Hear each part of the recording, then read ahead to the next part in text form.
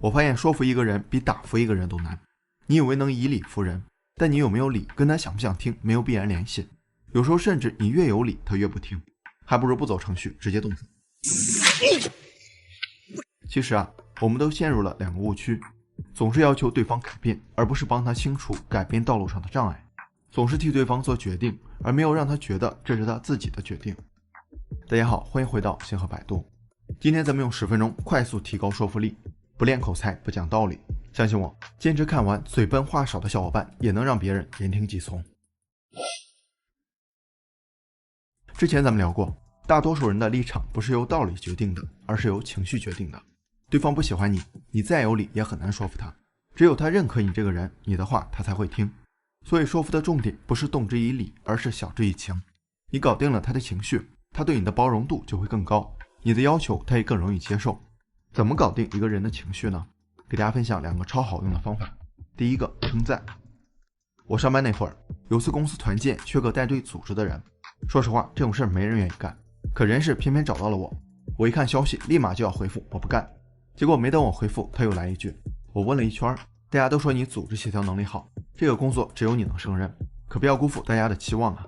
你看这话说的滴水不漏，言外之意不是他在要求我，而是我能力强，大家看好我，我要是拒绝就有点不识抬举了。没办法，最后我跟傻子一样接受了他的要求。不过从那以后我也学到了，这个方法真的好用。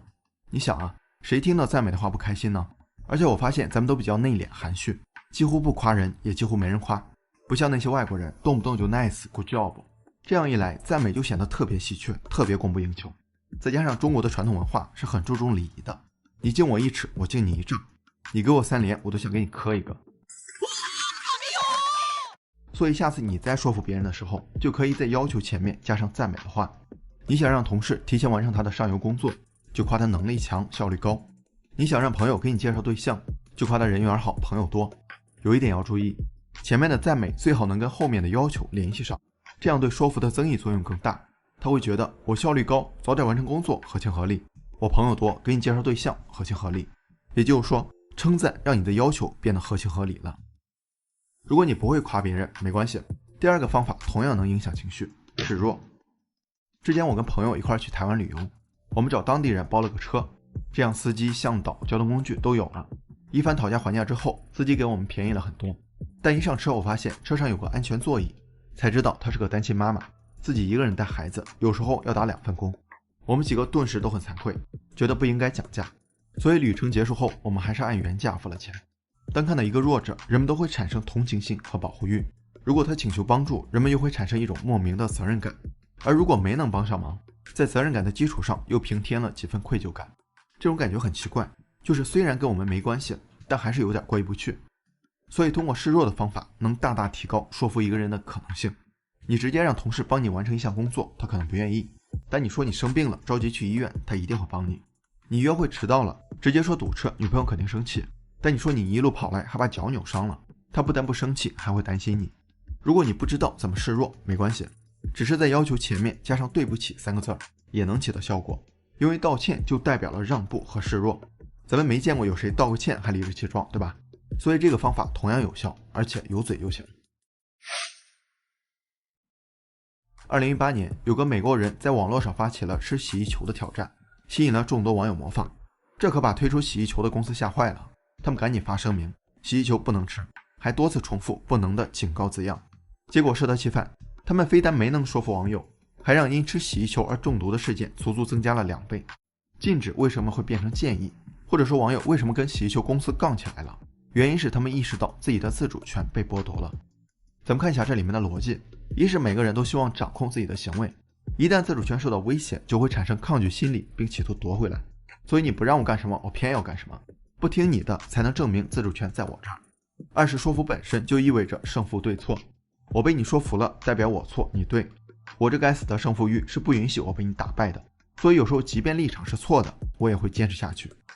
大家想一下，平常别人说服我们的那些话，都是你要怎么样，你不能怎么样，爹里爹气的不给我们选择权。就像爸妈天天在耳边唠叨，要好好学习，不能打游戏。这话小时候都听得够够的，长大了竟然还有人教我们做事，我们肯定反感，对吧？所以说服一个人最好不要替他做决定，而是把选择权交给他，让他认为他是在你的建议下自己做出的决定。有个简单的方法是用提问的方式出让选择权，就是在你真正的要求上多给对方几个选项。你让孩子多吃蔬菜，可以说你是先吃鸡蛋还是先吃西兰花？你约女朋友出来，可以说你想看电影还是想去游乐场？如果我们的话不是单方面让对方被动接受，而是让他们参与进来，自己做选择，他们的自主权就得到了保留。这刚好绕过了心理抗拒的风险。之前的要求他们可以一口回绝，但现在你不按套路出牌，他们找不到能反驳什么，而是在你的选项里做选择。表面上是他们自己的决定，实际上是掉进了你的陷阱里。有时候甚至都不需要设置选项，只用提问的方式来引导就可以了。在一次宣传节约用水的活动中，研究人员只是简单的向大学生询问几个问题，比如洗澡打沐浴露时你会随手关水吗？之后研究人员就发现，他们洗澡时的用水量大大减少，洗澡时间也缩短了 25%。 这在心理学上叫做承诺与一致原理，自己的决定自己也更愿意维护和执行。所以我们只需要通过提问来引导对方给出承诺，就能改变他们的想法和行为。比如明天上学应该几点起床呢？这句话就能让孩子不睡懒觉，比第二天你一遍一遍的喊他效果好很多。之前有个朋友跟我聊工作上的遭遇，干了5-6年，职位不升，薪水不涨，更可恨的是公司招来的新人待遇竟然跟他差不多。然后我开始劝他跳槽，结果他找了一大堆理由，公司离家比较近，同事关系也不错，跳槽的话这些都是未知数，所以宁可在这耗着也不走。后来我一想，如果换成我，可能也说服不了我自己跳槽。人一旦做出了选择，就会对这个选择产生依赖性，就跟物理惯性一样，没有外力作用就不会改变状态，这叫做路径依赖。另外，由于损失厌恶的影响，除非新选择的收益比现在高很多，损失比现在低很多，人们才愿意尝试。一方面是对现状的路径依赖，一方面是对改变的损失厌恶，就造成了人们很难被说服的第三个原因，改变阻力过大。所以在说服对方的时候，我们就不能只是单纯的要求他改变，而是要帮他提高改变的动力，清除改变的障碍。这里也有2个方法：一、凸显改变前后的差异，就是把不改变的代价和改变的收益摆出来，让对方权衡利弊。表面上是让他做选择，但其实你只给了改变的利和不改变的弊，隐藏了改变的弊和不改变的利，让对方跟着你的节奏走。2015年，英国让民众投票放弃欧盟成员国的身份，但因为英国的大部分食品、药品都依赖进口，脱欧会影响进出口贸易，英镑也可能因此贬值，所以大多数人是不同意的。负责人卡明斯是怎么做的呢？他买了辆红色大巴到处游说，车身上还印了2行大字：每周给欧盟 3.5 亿英镑，不如拿来资助我们的医疗服务系统。这句话很巧妙，不改变的代价是每周损失 3.5 亿，改变的收益是医疗系统得到完善。改变前后的差异很明显。更巧妙的是，他又加了一句口号：拿回控制权。拿回2字触发了损失厌恶，让人们觉得他们失去了什么东西，而脱欧正是夺回这些东西的方式。果然，经过一系列努力，英国人在公投中决定退出欧盟。我们在说服别人时也可以用这个方法，投其所好，行其所恶。现状的代价跟改变的收益之间的差距越大，对方想要改变的动力就越大，你说服他们的可能性也就越大。2. 从最小目标开始改变。如果你没有把握让对方答应一个大的要求，不如先从一个小要求开始。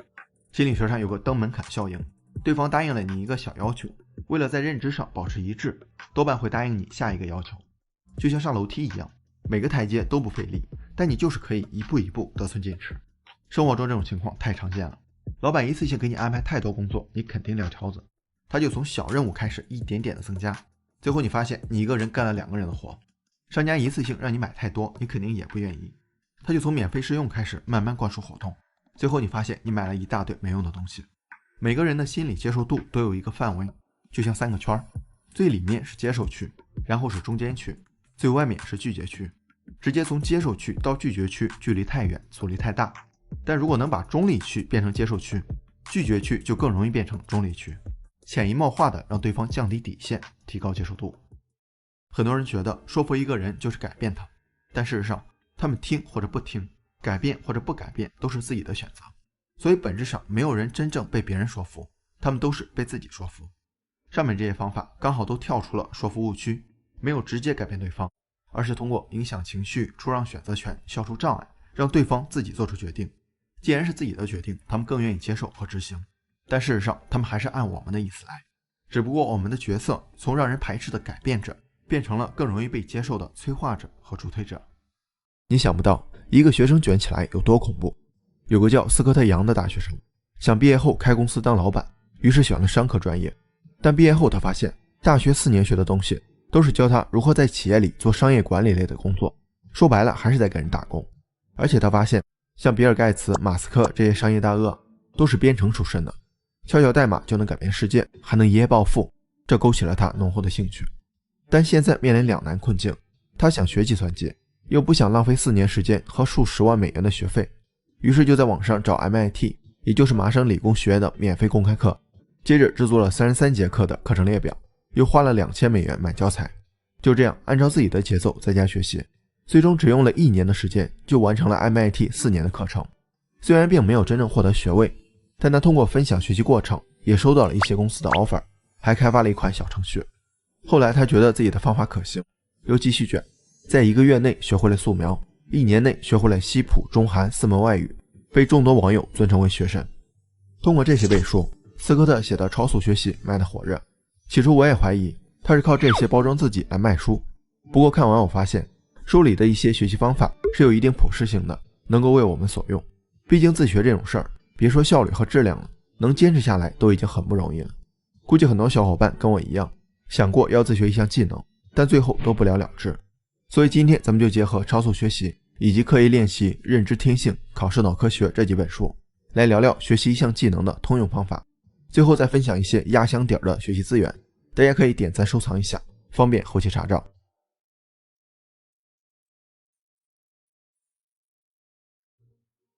自学跟在校学习不太一样。上学那会儿，老师会告诉我们，学语文至少能看个报纸，学数学买菜不会被人坑。但很多时候我们自学的目的并不明确。就像我之前有一段时间想学画画，纯粹是脑门一热，等烧退了也就懒得学了。所以我们得先告诉自己学这个技能的目的，怎么安排学习计划，给大脑装个导航。目的最好是具体的、场景化的，这样更能激发自己的行动力。我要学英语，这个目的就比较模糊，是扩展词汇还是练习口语，这些会直接决定我们的学习重心和方法。我们不妨这样设定目标，比如要学习口语，那我要达到能跟老外进行日常沟通的水平，不至于出国旅游随时看着翻译软件，吃饭点成了5个汤。另外目标设定有个 SMART 原则，就是要具体、可量化、可实现、与行动方案相关、有时效。其中的可量化我觉得没有必要强求，因为这样很容易把真实的目标简单化，掉入计数器陷阱。就像我之前看书，要求自己每个月必须看4本，如此一来我看书就像是赶进度，不管懂不懂看完就行。结果就是看似目标完成了，实际上并没有什么用，既然没有用，也就没有坚持的理由了。学习计划我们可以分成2种情况，一种是有一定基础也足够自律，那就可以把计划做得越详细越好。斯科特是花了总学习时间的 10% 来制定一份详细的计划，包括学哪些内容、时间安排等等，后期根据实际情况微调就可以了。另外一种是纯小白，为了防止没入门就放弃，前期计划越简单越好，毕竟小白也不清楚自己的计划是否合理，而且系统越复杂就越容易崩溃，所以干脆抛开各种限制，就思考达到目标最重要的一件事是什么，让车先动起来，后期再调整方向。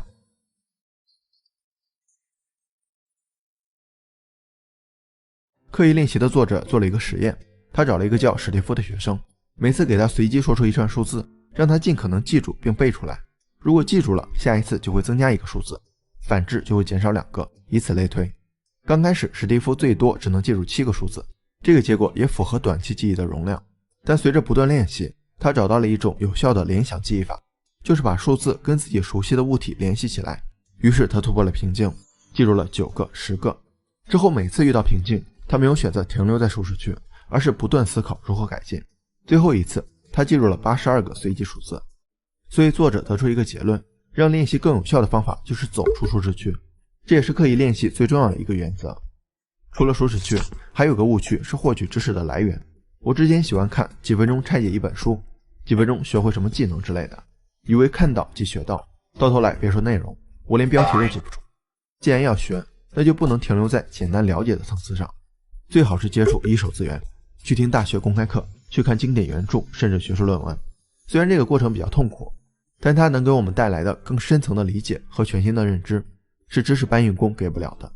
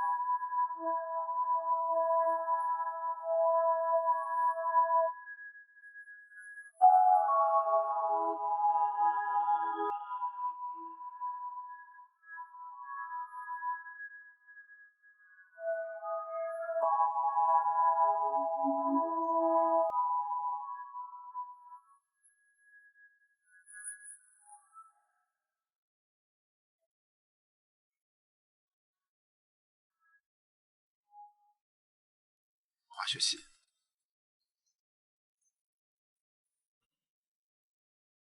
上学学到的很多知识，一毕业基本都还给老师了。之前全文背诵的课文，现在是一个都记不住，这是为什么呢？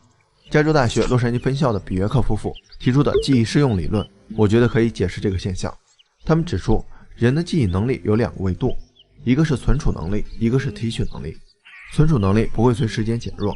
也就是记住一个东西就被刻在脑子里了，本质上并没有遗忘。但为什么想不起来呢？主要是提取能力的问题。存储的记忆如果经常被调用，提取能力就会变强，反之就会减弱。举个例子，一个很久没见的同学，你可能怎么想都想不起来他的名字，但哪天见了面，你当时就记起来了，之前的场景也都历历在目。所以不是记忆消失了，而是不好提取了。根据记忆适用理论，大脑每一次提取记忆，对应的提取能力就会提高一次，而且因为这段记忆在大脑里又过了一遍，所以存储强度也增加了。这也是为什么你见了这个同学一面，对他的印象也会更深一点。这样我们就知道反复调用是可以强化记忆的，但怎样才能通过更少的调用达到更好的记忆效果呢？这里有两个小技巧。第一个，间隔练习，这个是认知天性里的一个方法，它可以让记忆痕迹得到多次加深。比如复习功课，一天集中复习8个小时，倒不如分成4天，每天2个小时。另外，考试脑科学提到了一个最佳复习节奏，我们也可以参考一下。第二个，适当制造困难，这个方法其实我也想不明白。不过在一个实验中，研究人员让2组受试者记一份名单，对 A 组不干涉，却屡次打断 B 组。30分钟后测试，结果 B 组的成绩更好。这个实验刚好证明了必要难度原则。我们提取一个记忆花费的精力越多，有关这个记忆的存储能力和提取能力都会提升越多。所以我们可以试着切换练习场所，不同技能穿插练习，也可以用狮子记忆法，背书的时候来回走动，甚至可以在适当低温和饿肚子的条件下练习。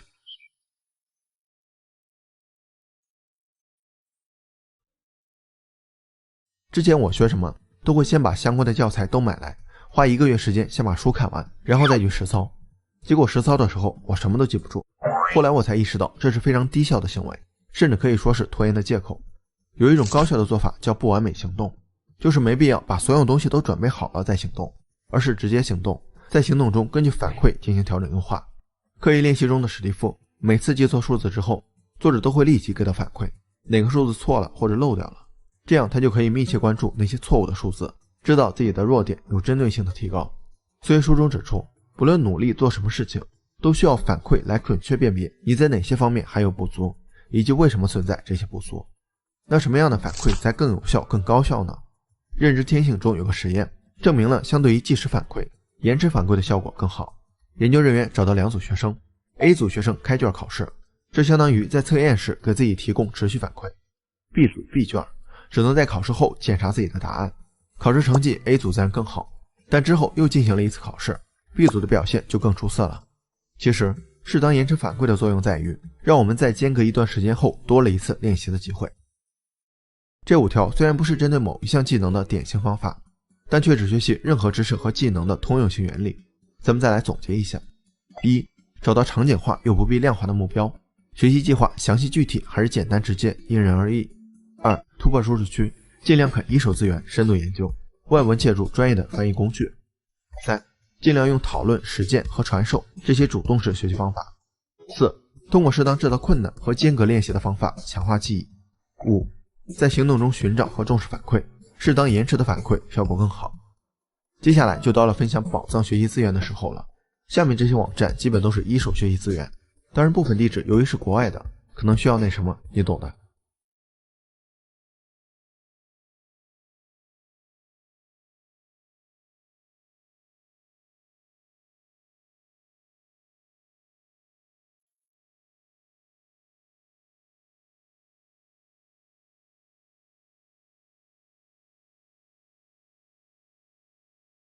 有个吝啬的土豪，每天出门都担心家中被盗，想雇人看家又怕浪费钱，苦思良久之后想到一个好主意，他把家里的 WiFi 改成无密码，这样每次出门都会有几个人在门口蹭 WiFi， 从此再也不担心家里被盗了。很多事情反过来想就有不一样的结果，作为土豪都舍不得花钱，别人自然也舍不得花钱，所以只需要提供免费 WiFi， 就有人主动帮你看家护院了。生活中 99% 的人都是正向思维，因为这是人性，但很多事情都是逆人性的。今天咱们就聊聊逆向思维能给我们带来哪些高级认知和意外收获。1、立场逆向法。一个人借给朋友2000块钱，到了还钱日期，朋友并没有还钱，他想找朋友要，但发现借条竟然丢失了。这个人开始着急，因为没有借条他就没有证据证明，对方也就可以欠钱不还。这个时候别人给他一个建议，让他发消息给朋友，我借你的3000块钱过2天该还了。虽然他不知道什么用意，还是照做了，结果朋友很快回消息，明明是2000，下午转给你。这就是经典的立场逆向法。如果站在自己的立场，这个问题很难解决。自己担心的是朋友欠钱不还，但没有证据。我们反过来想，朋友担心的是什么？肯定是我们让他多还一部分钱。如果把这个当成事实，对方就会主动证明自己只欠了2000块钱，而这正是我们想要的结果。这个方法应用场景很广泛，只要我们站在对方的角度，投其所好，景其所恶，就能拿捏对方的心理，简单高效地解决问题。比如老公每天都回家很晚，妻子多次要求他能早点回家都没有效果，妻子生气就把门锁了，结果老公干脆不回来了。最后妻子想到一个方法，老公10点前不回家，自己就开着门睡觉。从那以后，老公再也不敢回家外。再比如一个人网购了一箱水果，结果有一半都是坏的，找商家理论，对方却不承认。这个人就去超市买了2箱很好的水果，拍照并发布好评，水果太棒了，没有一个坏的，店家还买1送1，发了2箱。没过多久，这个店收到的全是差评。2、缺点逆向法。有个工厂生产了一批保温杯，但是保温效果差，开水倒进去5个小时不到就变成了40度，这东西肯定没人要，对吧？但是扔了又可惜，毕竟都是成本，怎么办呢？他们突发奇想，从养生角度来讲，人每天要多喝水，这款杯子5个小时刚好降到适合饮用的温度，是提醒买家应该在5个小时内喝完整杯水，每天至少2杯。结果是不仅杯子卖得快，价格还翻了1倍。正常思维下，人们对缺点采取的措施都是尽可能改善和完善，但有时候成本很高，而且收效甚微。缺点逆向法就是反过来考虑，如何直接利用这些缺点，把它变成某些定义下的优点。有个例子是，摄影师发现很多人拍照时虽然喊了3、2、1，但还是忍不住眨眼，所以每次都需要多次拍摄。后来他想了一个主意，既然每个人都有这样的生理缺陷，那不如让大家先闭上眼睛，等到喊完3、2、1再一起睁开。果然用这个方法拍出来的照片，每个人的眼睛都睁得大大的。我们再把这种思维升华一下，人无完人，每个人都有缺点，再牛的大神也有软肋，而人们往往会因为一些缺点就否定全部，但很多情况下缺点也可以变成优点。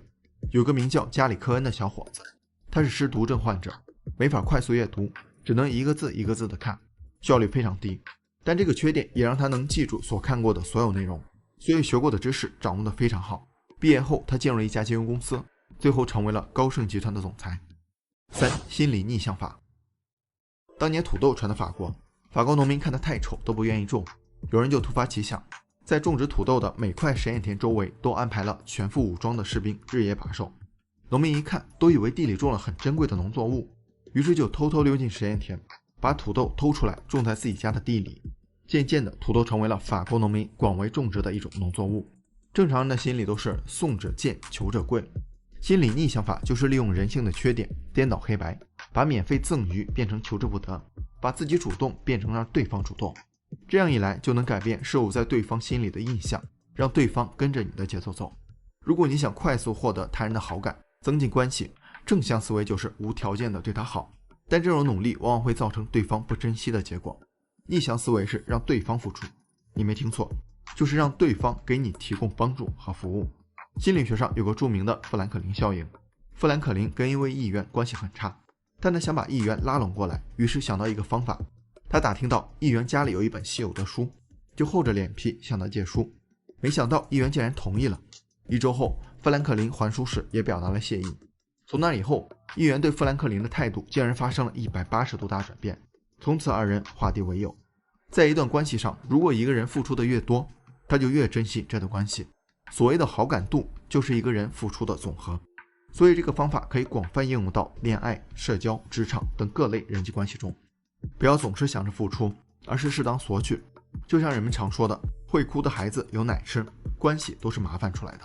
4. 思维逆向法。古代有个穷秀才进京赶考，住在一家客栈里。考试前一天，他做了2个梦。第一个梦是梦到自己在高墙上种白菜，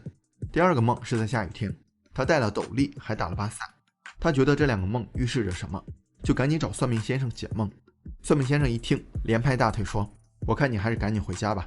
高墙上种白菜是白费力气，戴斗笠还打伞是多此一举。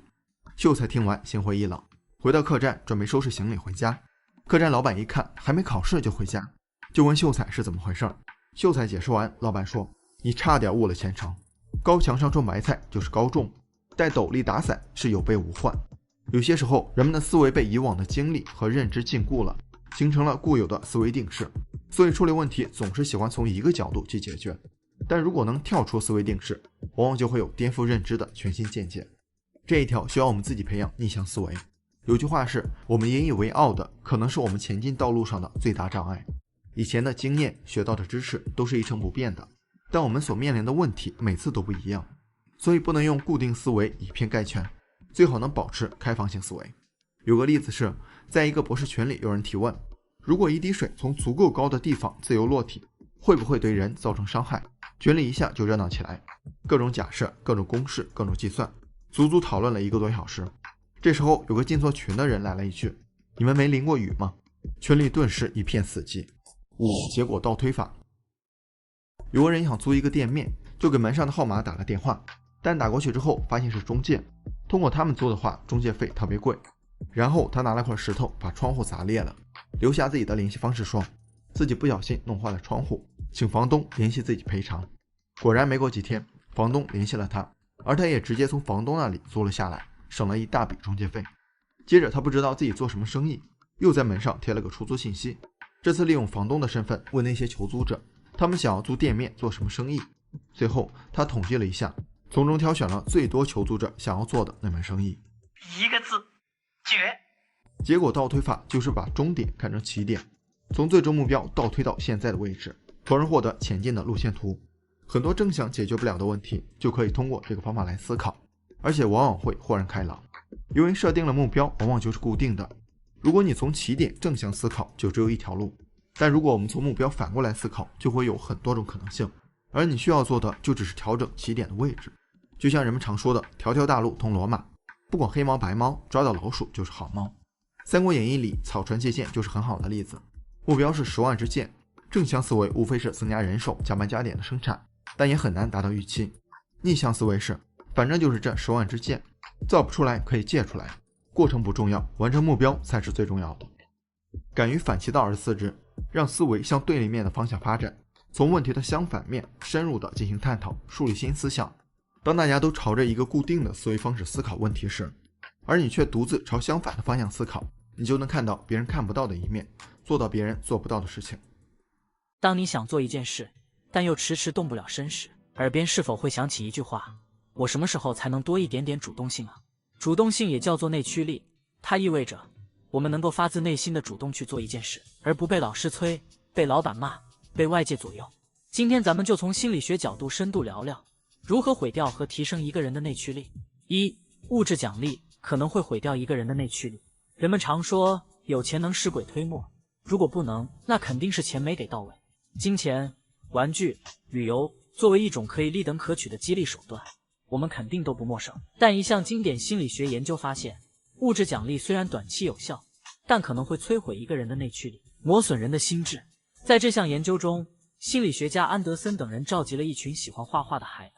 将他们随机分为4组，分别是金钱奖励组、画画之后奖励20美分、荣誉奖章组、画画之后奖励一个优秀画手的奖章、言语奖励组。在绘画过程中鼓励孩子，比如这张画真的很好，你很擅长这画画，这些口头奖励以及对照组，就是自由的画画，没有任何奖励，并在后续的几周暗中观察孩子们自发画画的概率。心理学家们发现，接受过金钱奖励的孩子，画画的动力明显下降；言语肯定组的孩子，画画频率显著高于其他组，包括没有任何奖励，全靠自觉的对照组。这种现象被称为过度合理化效应，是指个体因做某事获得外在奖励的同时，执行该行为的内在动力却减少了。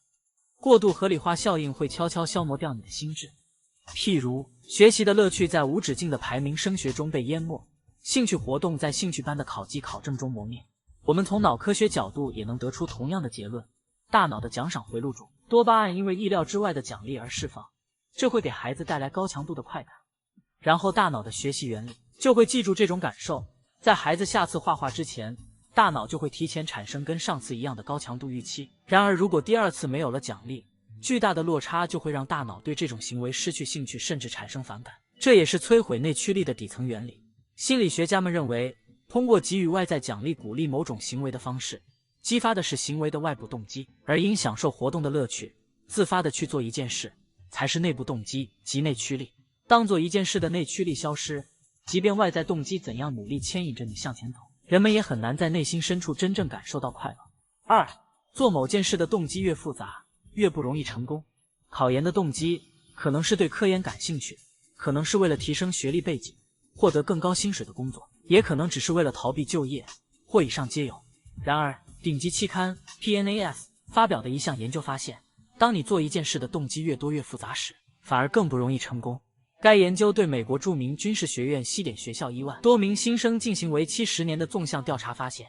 那些具有单一个人目标的人，比有多个外在目标的人发展更好。具体来说，拥有强烈内在动机，比如希望为国家服务的人，后期的职业发展更好；而那些同时具有内在动机和外在动机的人，既希望报效国家，也希望通过参军获得更高的社会地位和更多的金钱报酬，后续的职业表现并不如人意。当一个人拥有太多目标时，各种复杂的动机会互相竞争，内部动机被外部动机削弱甚至是挤出，会给学习和工作上的成就造成长远的负面影响。3. 好奇心是内驱力的燃料。爱因斯坦说，我没有特殊的才能，我只是非常好奇。神经科学期刊 Neuron 上发表的一项研究发现，一旦人们展现出对某个问题的好奇心，那么他们不仅对与答案有关的信息学得更快，即便是毫不相关的信息，参与者们也记忆深刻。好奇心来源于对空白信息的求知欲。当你突然发现自己不知道某样东西时，可能会产生一种被剥夺的不适感，这种不舒服的感觉驱动着你去填补空白的信息欲，而好奇心能够让你处于一种高速学习任何信息的状态。但并不是越一无所知的人好奇心越强，激发好奇心需要启动知识。一些针对婴儿的研究发现，小宝宝生来会对部分编码到记忆中的刺激表现出偏好，婴儿更喜欢新颖的刺激，但对反复出现的刺激的注意力随暴露时间的延长而减少。这让人想起一个事实，我们总是对适度确定的事情感到好奇，所以保持开放心态，多了解一些与问题相关的有趣有用但不完整的信息领域，会让你忍不住去探索更多。4. 刻意练习也会在无形中增强你的内驱力。说到这，突然想起有次我赖在家里企图不去健身的时候，运动搭子说了句很厉害的话，最无痛健身的方法就是别把运动想成一项需要自律的任务，而是把它变成一种平平淡淡的生活。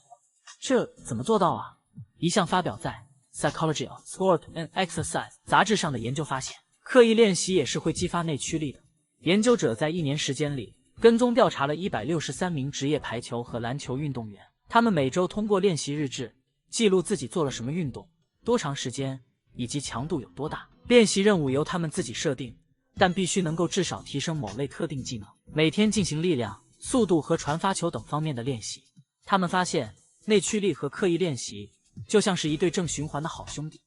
具有强烈运动内驱力的人更有可能进行刻意练习任务，而通过反复练习，运动员参与这项活动的信心增强，从事该项运动的内部动机也会增强。5. 每个人只能为自己制造内驱力。要想减肥，你得自觉去运动啊；要想成绩好，你得有自发学习的意识啊；要想交朋友，你就得主动去多参加点活动啊。这些说的对，但问题是，虽然他们很对，但我就是不想去做。因为每个人的内驱力只能自己为自己制造。瓦茨拉维克在《改变问题形成和解决的原则》一书里提到过主动性的悖论。如果我们不是要求他人去做某事，而是要求他人主动去做某事，那么他人永远也不可能符合我们的要求。他告诉我们，主动是发源于个体内心的，每一个个体都只能为自己制造主动性，而不能为别人制造主动性。比如父母会对孩子说，你以后要主动收拾好自己的房间，不要等我催你再去做。那在这之后，即使孩子每次都将屋子收拾很好，却都变成了在被动地完成父母的要求，再也不是因为自己主动想要收拾屋子而去收拾，也就无法体验主动做好一件事时会拥有的满足感和对掌控感。如果你是那个正在被别人制造主动性的人，那么你要相信，主动性不用培养，它就在你自己身上。你只需要好好的理解自己的期望，别让负面情绪让你把接触世界的热情浇灭，以及别被他人绑架。